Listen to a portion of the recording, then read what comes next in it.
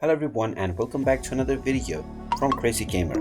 In this video, I'm going to show you how to exit the Rocket League game on your PC. So let's get started right away. Now if you are playing a game on Rocket League and if you are in the middle of the game, then in order to exit the game, you will simply need to press the escape button and then proceed forward to exiting onto the main menu. Once you end up within the main menu, after confirming that you want to quit your current gameplay, you will see the play as well as the quit option. You can simply click on the quit button and you will be asked whether you are sure that you want to quit playing the game. You can click on the yes button once again for your confirmation, and once you click on yes, the game will exit right away on your device. You can double click on the Rocket League game at any time in order to open up the game once again whenever you wish to enjoy it.